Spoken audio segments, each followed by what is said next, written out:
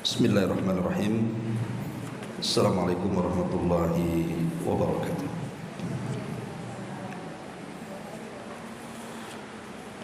Alhamdulillah wassalatu wassalamu ala Rasulillah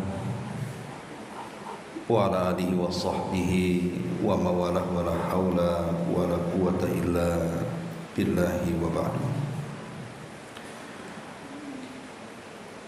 Alhamdulillah, segala puja dan puji hanya milik Allah subhanahu wa ta'ala. Salawat dan juga salam kita hadiahkan kepada Rasul kita Nabi besar Muhammad sallallahu alaihi wa ala alihi wasallam.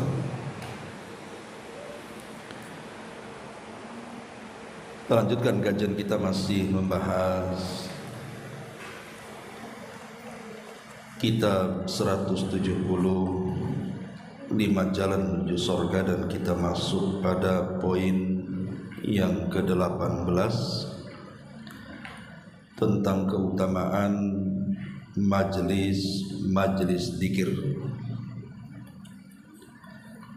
Baik, kita baca dulu hadisnya baru kita jelaskan.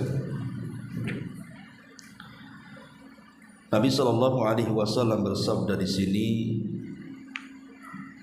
dalam hadis yang dikeluarkan oleh Imam Al-Bukhari dan Muslim, inna lillahi malaikatan yatufuna fit turuqi yaltamisuna ahla dzikri fa idza wajadu qauman yadhkuruna allaha tanadaw halummu ila hajatikum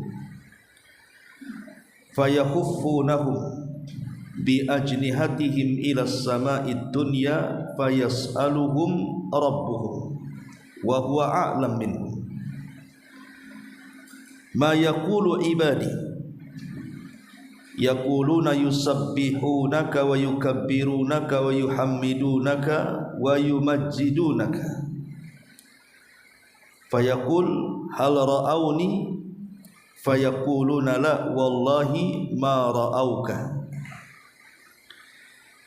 fayaqulu wa kaifa law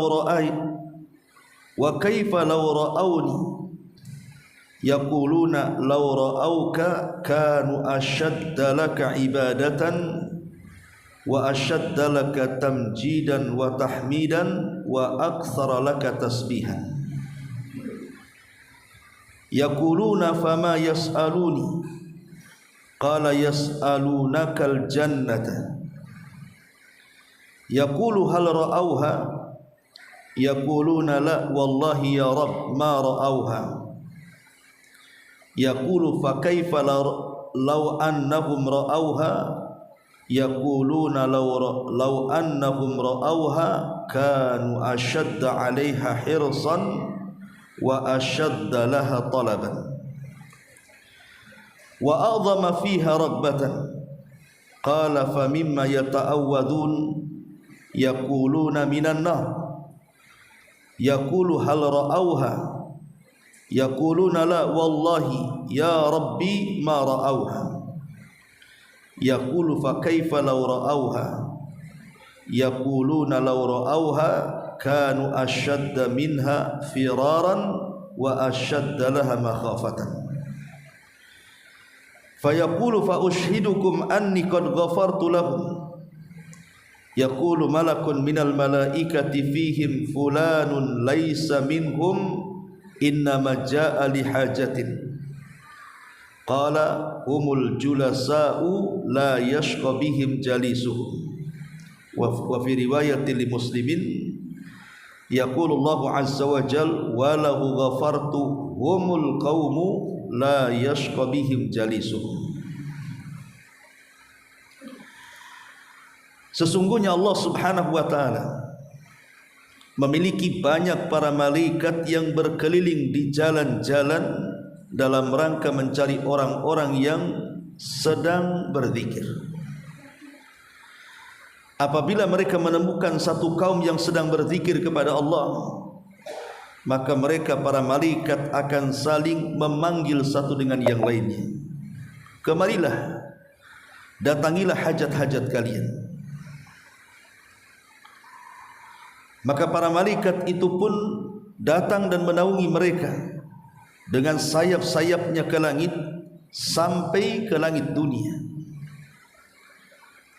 Lalu Rabb mereka bertanya, padahal dia lebih mengetahui tentang keadaan mereka, apa yang diucapkan oleh para hamba-Ku wahai para malaikat? Maka para malaikat menjawab, mereka sedang bertasbih, mereka sedang bertakbir, mereka sedang bertahmid memuji, dan mereka sedang bertajmid memuliakan Engkau ya Rabb. Maka Allah Subhanahu wa taala berfirman, apakah mereka pernah melihat-Ku? Maka para malaikat menjawab, demi Allah tidak ya Rabb, mereka tidak pernah melihat. Maka Allah berkata, bagaimana jika mereka pernah melihat? Maka para malaikat menjawab, jika memang mereka orang-orang yang berzikir ini pernah melihat-Mu, pasti mereka akan sangat khusyuk beribadah kepadamu dan sangat memuliakan dan memuji-Mu. Boleh jadi mereka juga akan sering bertasbih kepadamu. Maka Allah Subhanahu wa taala bertanya kembali, apakah yang mereka minta dariku dalam majlis itu? Maka para malaikat menjawab, mereka meminta sorga darimu. Maka Allah Subhanahu wa taala bertanya, apakah mereka pernah melihat sorga? Para malaikat mengatakan tidak ya Rabb. Maka Allah mengatakan, bagaimana jika orang-orang yang berzikir ini pernah melihat sorga? Maka para malaikat menjawab, jika mereka pernah melihat sorga, pasti mereka akan sangat berusaha untuk mendapatkannya dan untuk meraihnya, dan sangat besar keinginannya untuk mencapainya. Maka Allah berkata, dari hal apakah mereka meminta perlindungan? Maka malaikat mengatakan, mereka berlindung dari api neraka. Maka Allah bertanya, apakah mereka pernah melihat neraka? Para malaikat menjawab, demi Allah wahai Rabb, mereka tidak pernah melihatnya. Maka Allah mengatakan, bagaimana jika mereka melihat neraka? Maka para malaikat menjawab, jika mereka pernah melihatnya, pasti mereka akan sangat berusaha untuk lari dari neraka dan sangat takut terhadap neraka. Kemudian Nabi SAW melanjutkan, Allah pun berfirman, aku menyatakan persaksian kepada kalian bahwa aku telah memberikan ampunan kepada mereka karena mereka berzikir kepadaku. Ada malaikat yang berkata, ya Rabb, di antara mereka ada fulan ibn fulan, dan dia bukan bagian dari mereka. Dia datang hanya untuk sebuah keperluan saja, kemudian duduk di tengah-tengah mereka. Maka Allah Subhanahu wa taala berfirman, mereka adalah orang-orang yang berada dalam majlis, tidak akan seorang pun dari mereka akan celaka dan binasa. Dalam riwayat Muslim, Allah berfirman, aku juga telah mengampuni untuknya, mereka adalah satu kaum yang tidak mungkin tersentuh dengan sengsara dan kecelakaan. Ma'asyiral muslimat yang dimuliakan Allah Subhanahu wa taala, hadis ini menjelaskan kepada kita tentang keutamaan zikir. Bahwa di antara keutamaan zikir itu sebab terbesar akan mendapatkan ampunan Allah Subhanahu wa taala.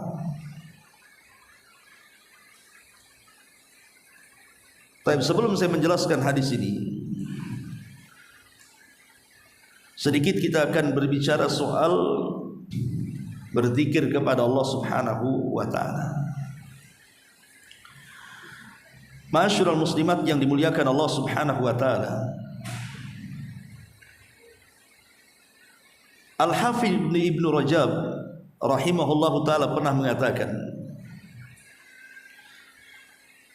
apabila amalan jihad berperang di jalan Allah Subhanahu wa taala adalah seafdal-afdal amalan dan tidak semua orang mampu untuk berjihad, kana dzikru al-katsiru ad-daimu yusawihi wa yafdulu alaihi.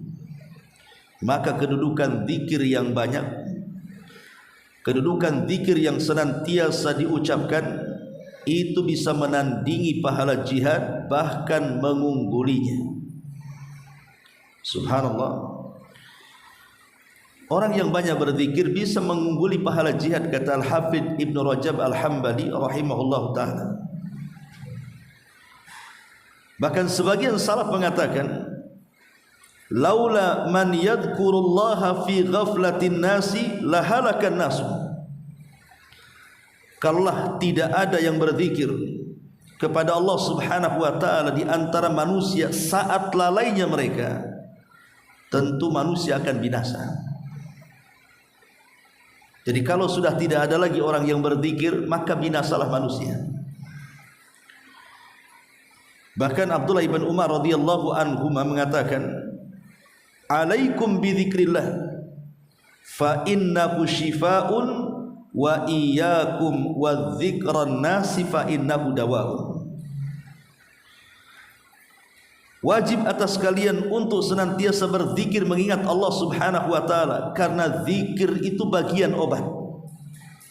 Dan hati-hati, jangan banyak berbicara dan mengingat manusia, karena bicara dan mengingat manusia itu adalah sebuah penyakit. Jadi Umar ibn Khattab radhiyallahu an, bukan Ibnu Umar ya, Umar ibn Khattab radhiyallahu an mengatakan, perbanyak oleh kalian mengingat Allah Subhanahu wa ta'ala, jangan memperbanyak mengingat manusia. Karena umumnya di masyarakat, kalau orang sudah bermajelis ya, terutama ibu-ibu, biasanya mereka ngobrol itu pasti membicarakan manusia. Entah ghibah, entah namimah, entah dusta, entah apa namanya.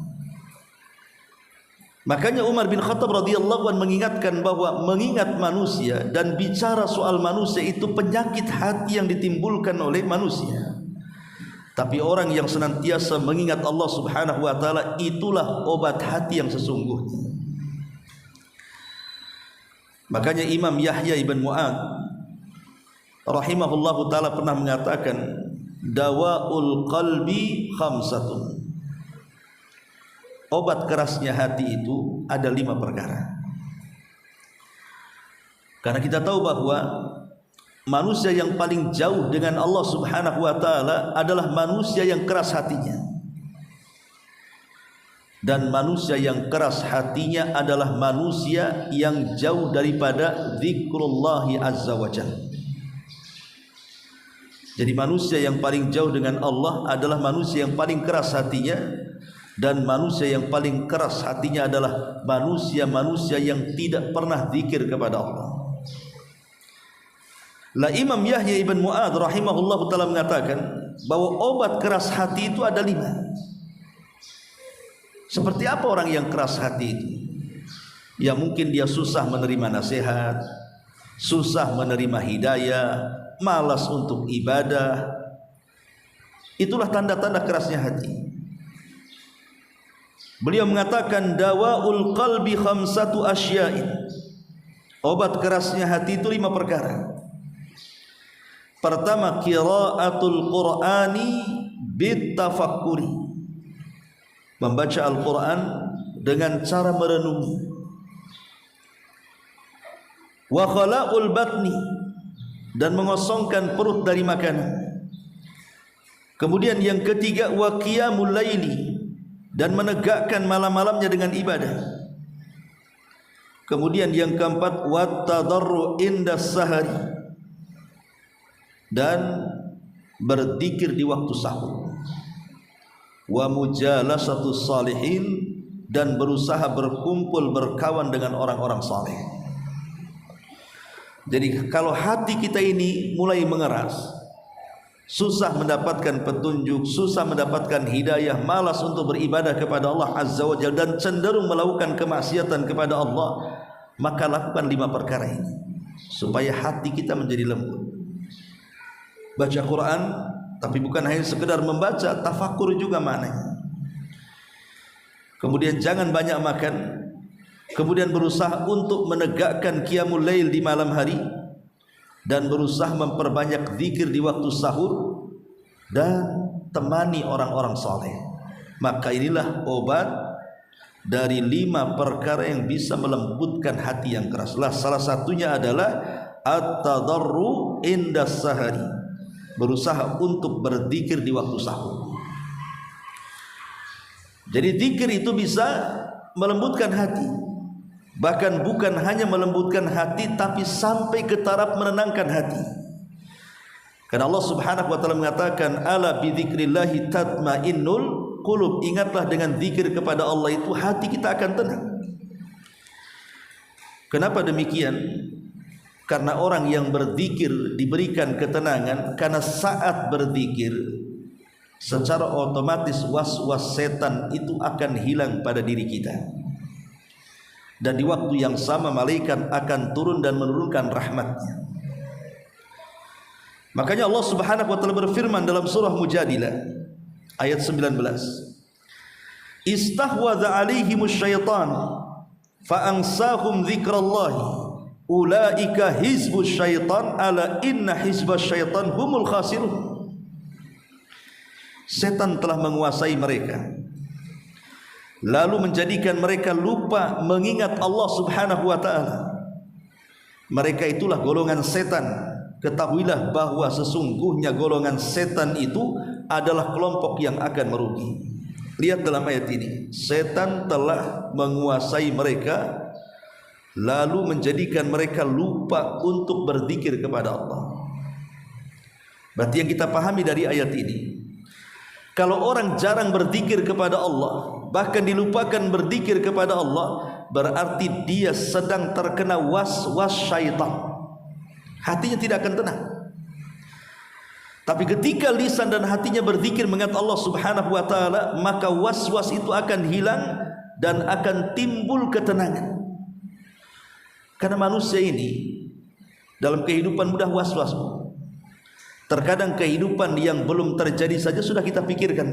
Macam mana nasib anak saya, macam mana nasib usaha saya, macam mana nasib suami saya, dan begitu seterusnya. Belum terjadi, tapi sudah terpikir ke situ. Akhirnya setan masuk memberikan was-was kepada kita, tidak tenang hati kita.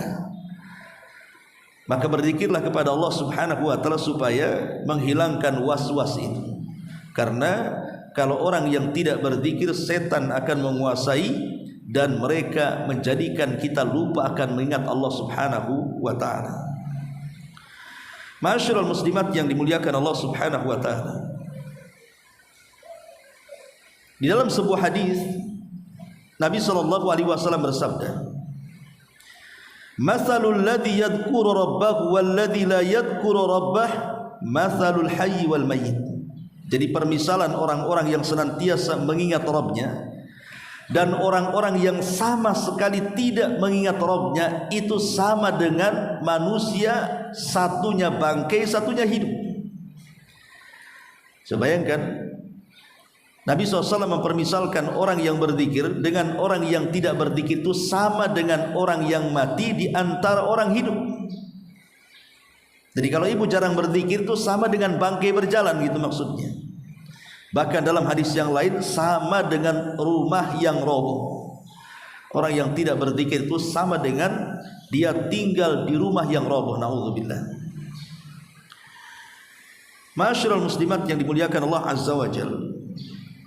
Bahkan Nabi SAW mengatakan, ala unabbiukum bi khairi a'malikum wa azkaha inda malikikum wa arfauha fi darajatikum wa khairul lakum min infaqidz zahabi wal warid wa khairul lakum min an talqau aduwakum fatadribu a'naqahum wa yadribu a'naqakum. Qalu bala. Qala dzikrullahi azza wa jalla. Kata Nabi SAW, maukah kuhabarkan kepada kalian sebaik-baik amal kalian. Jadi amalan ini adalah amalan terbaik. Dan amalan ini bisa membersihkan kalian di hadapan Rabb kalian. Dan amalan ini bisa mengangkat derajat-derajat kalian di sorga di sisi Allah Subhanahu wa ta'ala. dan amalan ini lebih baik dibandingkan infak dengan semua emas dan peraknya, dan amalan ini lebih baik dibandingkan engkau berjumpa dengan musuh, engkau bunuh musuh atau engkau dibunuh musuh. Kemudian sahabat heran, kok ada satu amalan pahalanya banyak sekali. Jadi amalan ini kalau ibu lakukan, pertama amalan ini adalah sebaik-baik amalan, yang kedua bisa membersihkan di hadapan Allah, yang ketiga bisa mengangkat derajat kita di hadapan Allah, yang keempat lebih baik daripada seluruh emas dan perak ketika diinfakkan, dan juga lebih baik daripada jihad yang membunuh atau dibunuh, mati syahid. Jadi sahabat mengatakan, amal apa itu? Maka Rasul mengatakan, zikrullahi azza wa jal, berzikir kepada Allah subhanahu wa ta'ala. Begini Bu ya, zikir ini amalan yang paling ringan, berbeda dengan amalan-amalan yang lainnya. Dia tidak terikat dengan waktu, dia tidak terikat dengan tempat. Semua orang bisa melakukannya, baik ibu ketika safar ataupun mukim, baik ibu ketika sehat ataupun sakit, baik ketika ibu dalam posisi sedang sibuk ataupun sedang istirahat, dan bisa dilakukan anak-anak, laki-laki, perempuan, dewasa, orang tua, semua bisa melakukannya. Apa itu? Zikir. Zikir kan amalan mudah, bisa dilakukan ibu sambil duduk, sambil baring, sambil jalan, sambil lari, naik kendaraan, naik motor. Pokoknya ibadah ini bisa dilakukan di mana saja, kapan saja, di tempat manapun. Tetapi kalau kita lihat keutamanya luar biasa, di mana kita akan diberikan banyak keistimewaan di dalam hadis ini. Kemudian dalam hadis yang lainnya Rasul mengatakan, "Idza marartum biriyadil jannati fartau." Apabila kalian melintasi satu taman dari taman-taman surga, singgah di sini. Kemudian Rasul ditanya, "Ya Rasulullah, wa ma riyadul jannah?" Rasul, taman surga itu apa? Maka Rasul mengatakan, hilakul dzikri, orang yang berhalaqah dalam rangka berzikir kepada. Ya seperti ibu-ibu inilah, ya datang dari rumah ke sini kemudian ngaji, ibu itu hakikatnya sedang berzikir. Dan ketika kita berusaha untuk mendekat kepada Allah subhanahu wa ta'ala dengan zikir kita, maka Allah subhanahu wa ta'ala pasti akan melindunginya. Ingat sebuah hadis, kata Nabi SAW ketika ada 3 orang yang datang ke masjid Nabi. Pertama masuk, yang pertama langsung menghampiri dan duduk di dekat Nabi. Kemudian yang kedua masuk tetapi tidak mau duduk di dekat Nabi, justru jauh-jauh dari Nabi. Yang satunya tak jadi masuk kemudian pulang. Nabi tahu, maka Rasul mengatakan, maukah kuhabarkan kepada kalian tentang 3 manusia yang baru saja terjadi, katanya. Kemudian Rasul mengatakan, adapun yang pertama yang masuk dalam masjid kemudian mendekat Rasul SAW karena dia mencari keistimewaan zikir dengan mendekat kepada Rasul, maka Allah subhanahu wa ta'ala akan melindunginya. Adapun orang yang malu sehingga tidak mau dekat dengan Rasul, justru ngambil yang belakang, maka Allah pun malu kepadanya. Adapun yang berpaling tidak masuk ke masjid, maka Allah pun berpaling dari dia. Lihat bagaimana jaminan dari Allah subhanahu wa ta'ala berupa perlindungan dan pemeliharaan terhadap kita dari Allah bagi orang-orang yang berzikir kepada Allah subhanahu wa ta'ala. Ma'asyiral muslimat yang dimuliakan Allah subhanahu wa ta'ala, kapan seseorang itu disebut ahli zikir? Yang Allah subhanahu wa ta'ala katakan, fas'alu ahla dzikri, tanyalah pakar-pakar zikir itu. Kapan seseorang dikatakan ahli zikir? Apakah orang dikatakan ahli zikir itu lisannya terus mengucapkan subhanallah, alhamdulillah, wala ilaha illallah, Allahu akbar, la haula wala quwata illa billahil aliyil azim? Apakah terus mengucapkan tidak berhenti? Kalau itu yang dimaksud, tidak ada manusia yang bisa menjadi ahli zikir, kan? Siapa yang kuat 1 hari 1 malam dia bertasbih? Pasti ada bosannya juga, apalagi lagi sariawan, kan itu ya. Malas kita ngomong. Rupanya mendapatkan predikat ahli zikir itu Tidak harus seseorang berzikir dari pagi sampai pagi lagi. Lalu bagaimana caranya? Pertama, pendapat Abdullah ibn Abbas radhiyallahu anhuma. Pendapat Abdullah ibn Abbas radhiyallahu anhuma, kalau ibu melakukan zikir di 4 tempat dan ibu dawamkan, maka ibu termasuk ahli zikir. Apa 4 tempat itu? Pertama, zikir dilakukan setelah sholat wajib. Itu kan ada wirid, ada zikirnya ya. Kemudian yang kedua, berzikir di waktu pagi dan petang. Makanya ada azkar, ada zikir-zikir yang dianjurkan dibaca di waktu pagi dan di waktu petang hari. Dan yang ketiga, berzikir sebelum kita tidur dan setelah bangun dari tidur. Dan yang terakhir, berzikir saat pergi dari rumah dan kembali ke rumah. Kata Abdullah ibn Abbas radhiyallahu anhu, kalau kita melakukan 4 tempat dan kita gunakan untuk berzikir, maka kita disebut ahlu zikri, disebut pakarnya zikir. Walaupun demikian, pendapat yang lain seperti Imam Ibnu Shalah rahimahullah taala, dia mengatakan bahwa dikatakan ahli zikir itu cukup berzikir di 3 tempat saja. Kalau Abdullah ibn Abbas mengatakan 4 tempat, kalau Ibnu Shalah mengatakan 3 tempat saja.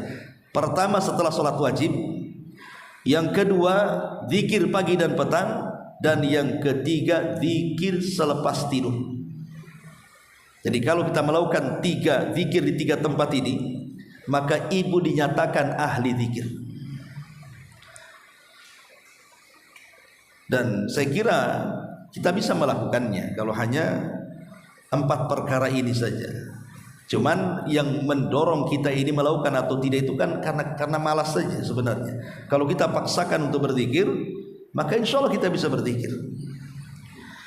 Taib ma'asyiral muslimat yang dimuliakan Allah Subhanahu wa taala. Kembali kepada hadis yang kita bicarakan di sini.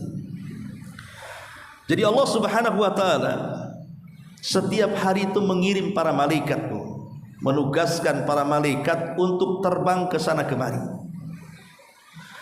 Apabila kemudian malaikat-malaikat yang tidak tahu jumlahnya kecuali Allah itu melihat ada satu majelis, kayak kita inilah majelis ilmu namanya. Majelis ilmu juga disebut majelis zikir, sama. Majelis ilmu ya majelis zikir gitu. Maka para malaikat yang menemukan ibu duduk di majelis zikir ini, maka mereka akan memanggil teman-teman dari para malaikatnya. Akhirnya mereka pun bertumpuk-tumpuk seperti ini malaikatnya dengan sayapnya sampai ke langit dunia, langit yang pertama.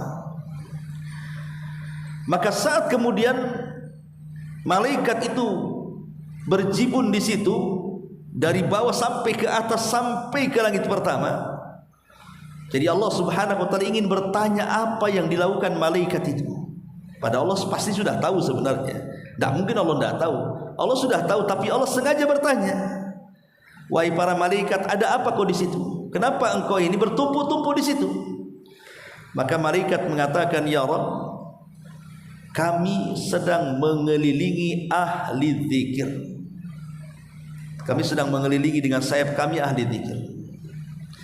Dan mereka senantiasa menyebut namamu, memuji namamu, bertasbih untukmu, dan begitu seterusnya. Makanya Allah Subhanahu wa taala mengatakan, apakah mereka melakukan itu pernah melihat aku? Kata malaikat, tidak ya Allah. Kata Allah, bagaimana kalau mereka melihat aku? Maka malaikat mengatakan, oh kalau mereka sampai melihatmu ya Allah, tentu mereka akan gigih lagi dalam berzikir gitu. Enggak melihat saja sudah ahli zikir, bagaimana pula melihatkan itu. Kemudian Allah Subhanahu wa taala mengatakan, setelah mereka berzikir di majelis itu, lalu apa yang mereka kehendaki? Maka malaikat mengatakan mereka menghendaki adanya balasan surga. Maka Allah mengatakan, apakah mereka pernah melihat surga? Malaikat menjawab tidak. Bagaimana kalau seandainya mereka melihat surga? Maka malaikat mengatakan, oh kalau mereka sampai melihat surga, tentu mereka akan semangat lagi beribadah kepadamu ya Rabb. Kemudian Allah Subhanahu wa taala mengatakan kepada para malaikat, lalu apa yang mereka takutkan yang harus berlindung? Maka malaikat mengatakan mereka takut masuk neraka. Kemudian Allah bertanya, apakah mereka pernah melihat neraka? Maka para malaikat mengatakan tidak. Kemudian Allah mengatakan, bagaimana kalau melihat neraka? Maka kalau sampai melihat neraka, justru mereka akan semakin lari dari neraka. Menunjukkan di sini apa? Bahwa orang-orang yang berzikir itu istimewa luar biasa, karena didoakan oleh para malaikat dan disaksikan oleh Allah Subhanahu wa taala. Tiba-tiba adalah seorang sahabat yang lain bertanya kepada Rasul, bagaimana kalau seandainya di dalam majelis itu, anggaplah di sini nih, di dalam majelis ini ada orang yang ikut duduk di situ, padahal dia hanya sekedar melaksanakan hajatnya, bukan karena ingin duduk di majelis ilmu. Umpamanya ibu punya kawan, cari di rumah tidak ada. Kata si bapak, oh dia sedang ngaji di Puskopkar. Akhirnya kawan ibu datang mencari ibu di Puskopkar, karena sudah ngaji ikut duduk pula di situ. Kan tidak ada keinginan ngaji kan? Dia hanya berhajat sama seseorang. Tapi karena yang seseorang dicari itu sedang ngaji, ya terpaksa ikut ngaji dia. Macam mana orang yang terpaksa duduk di majelis taklim dan dia tidak berkehendak ngaji, hanya ingin memenuhi hajat dan kebutuhannya saja. Maka Nabi SAW mengatakan, humul kaum la yashqa jalisuhum. Mereka adalah sebuah kaum yang teman duduknya tidak mungkin mencelakakan mereka. Dan Allah katakan, sungguh aku telah ampuni dosa-dosanya. Coba bayangkan, orang yang tidak sengaja saja duduk di majelis ilmu. Boleh jadi umpamanya ibu pergi kemana atau sholat di masjid mana ketika sedang safar. Tiba-tiba setelah ibu salam, kok ada pengajian di masjid itu? Ya ibu duduklah dengerin. Padahal ibu kan bukan orang situ, ibu sedang safar saja kan itu. Apakah orang yang tidak ada maksud untuk duduk di majelis ilmu, di majelis zikir itu juga mendapatkan pahala seperti orang yang berniat duduk di majelis ilmu?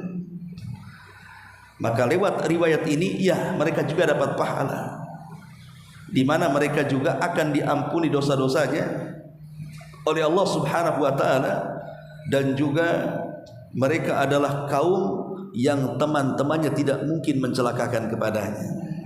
Dan ini keagungan dan keistimewaan zikir kepada Allah Subhanahu wa taala. Kalau yang tidak sengaja duduk saja dapat pahala besar, macam mana dengan orang yang niat datang untuk duduk di majelis ilmu? Tentu lebih besar lagi pahalanya. Dan itu mafhum mukhalafahnya. Baik, ma'asyiral muslimat yang dimuliakan Allah Subhanahu wa taala, sedikit kita akan mengenal tentang fadilah atau manfaat zikir. Kenapa kita harus banyak berzikir? Pertama, bahwa zikir itu menjadikan Allah menurunkan ketenangan dan rahmatnya secara abadi. Jadi zikir itu membawa ketenangan dan menurunkan rahmat Allah Subhanahu wa taala kepada kita. Mana dalilnya? Nabi SAW mengatakan, majtama'a qaumun fi baiti min buyutillah yatluna kitaballah wa yatadarasunahu bainahum illa nazalat alaihimus sakinah wa ghasyiyatuhumur rahmah wa hafathumul malaika wa dzakarallahu fi man indah. Kata Nabi SAW, tidaklah seseorang itu berkumpul di salah satu daripada rumah-rumah Allah alias masjid, mereka membaca Quran, mereka mempelajari Al-Quran, kecuali kata Rasul, Allah akan turunkan ketenangan, Allah akan turunkan rahmat di tempat itu. Jadi Allah Subhanahu wa taala berjanji akan menurunkan rahmatnya, akan menurunkan ketenangannya, dan para malaikat akan berdatangan kemudian mengepak-ngepakkan sayapnya. Dan Allah yang ada di langit berbangga dengan kita yang ada di majelis itu. Kemudian Allah disebut-sebut nama kita dan dipuji malaikat yang ada di atas sana. Kan ini luar biasa ya, keutamaan orang yang berzikir itu bisa membawa ketenangan dan rahmat. Yang kedua, orang yang berzikir itu hakikatnya yubahillahu bi ahliha malaikatus sama. Jadi kalau ibu banyak berzikir, itu akan membanggakan Allah Subhanahu wa taala dan akan menyebut-nyebut kita di hadapan makhluk yang ada di atas sana. Tergantung zikir kita. Kalau zikir kita ya diam-diam saja dalam diri kita, maka Allah pun akan menyebut kita dalam hatinya. Tapi kalau kita bisa berzikir di tengah-tengah manusia yang tidak sedang berzikir, anggaplah umpamanya ibu ke pasar. Tidak semua orang yang ke pasar itu kan berzikir. Ya ada yang berzikir tapi kebanyakan tidak berzikir. Ibu sambil belanja ke pasar itu ibu baca di rumah subhanallah walhamdulillah wala ilaha illallah Allahu akbar la haula wala quwata illa billah, atau zikir yang lainnya lah menyebutkan nama-nama Allah Subhanahu wa taala. Maka Nabi SAW mengatakan, aku akan ampuni dosa-dosanya. Jadi orang-orang yang seperti ini akan diampuni dosa-dosanya, kemudian Allah akan membanggakan kita di hadapan para malaikat yang ada di langit sana. Ini yang kedua. Yang ketiga, bahwa majelis zikir bisa menggantikan keburukan menjadi kebaikan. Kata Nabi SAW, majalasa kaumun majlisan yadhkuruna Allah azza wa jal fihi fayakumun hatta yuqala lahum qumu qad ghafara Allahu lakum wa baddalat sayyi'atikumul hasanat. Tidaklah sebuah kaum bermajlis kemudian berzikir kepada Allah sampai kemudian mereka lelah dan berdiri. Maka saat berzikir Allah Subhanahu wa taala berfirman dan mengatakan, berdirilah kalian karena kalian kaum yang sudah diganti keburukan kalian dengan kebaikan dan aku ampuni dosa-dosa kalian. Jadi semata-mata ibu datang ke sini nih, contohnya di pengajian atau di pengajian mana saja lah, datang ke sini kemudian mendengarkan pengajian sejam atau 30 menit, kemudian ibu pulang, maka Allah akan katakan, berdirilah, pulanglah kalian karena dosa kalian sudah diampuni satu, yang kedua kesalahan kalian sudah diganti dengan kebaikan. Hanya semata-mata duduk di majelis ilmu, coba ya. Walaupun dia tidak punya hajat di situ, hanya duduk saja sudah dapat ampunan dan keburukan kita dihapuskan. Kemudian juga ahli zikir adalah ahlul karam yaumal qiyamah, di mana Nabi SAW mengatakan dalam hadis qudsi, saya'lamu ahlul jam'il yauma min ahlil karam. Faqila man ahlul karam ya Rasulullah? Qala ahlu majalisiz zikri fil masajid. Allah berfirman, dan sungguh manusia di padang mahsyar itu akan mengetahui siapa di antara manusia itu yang suka memberi dan siapa di antara manusia yang bakhil dalam memberi. Kemudian Rasul mengatakan, adapun mereka orang-orang yang suka memberi, mereka kebiasaannya adalah karena suka duduk di majlis-majlis ilmu di dalam masjid. Nah, ini juga termasuk keutamaan berzikir kepada Allah Subhanahu wa taala. Taib masyarul muslimat yang dimuliakan Allah Subhanahu wa taala, Abdullah bin Mas'ud radhiyallahu anhu mengatakan, ma min rajulin yanam, tidaklah seseorang itu tertidur, la yadhkurullaha azza wa jalla, sebelum tidur dia tidak pernah berzikir, main tidur saja. Apa yang terjadi? Illa bala syaitan fi udhunihi, kecuali setan akan datang dalam tidurnya dan mengencingi kedua telinganya. Waimullahi laqad fa'ala bisahibikumul lailata.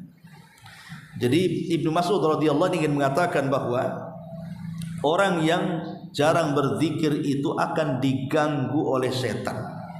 Makanya ada hadis yang mengatakan, apabila kita hendak tidur malam, setan datang mengikat 3 ikatan di tengkuk kita kan. Setiap kita terbangun kemudian berzikir, hilang 1 ikatan. Kemudian kita berwudu, hilang 2 ikatan. Kemudian kita sholat, hilang 3-tiganya. Dan itu salah satu keutamaan zikir, bisa memecah tali yang mengikat tengkuk seseorang saat tidur yang diikat oleh setan. Masyarul muslimat yang dimuliakan Allah Subhanahu wa taala. Kemudian juga disebutkan oleh Imam Mujahid atau yang lainnya, min alamatin nifaq thiqaludz dzikri ala lisan, termasuk tanda-tanda orang itu munafik ketika lisannya berat berzikir kepada Allah.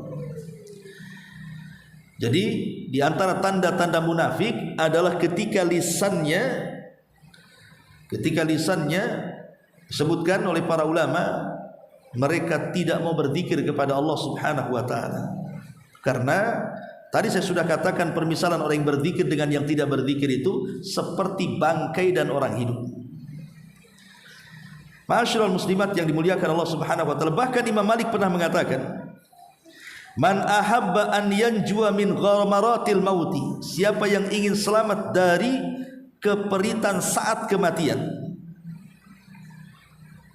Kemudian kata beliau, falyakun amaluhu fi sirri aktsar minhu fil alaniyah, maka lakukan dalam kesendirian kalian untuk melaksanakan amal saleh di saat ramai-ramainya manusia.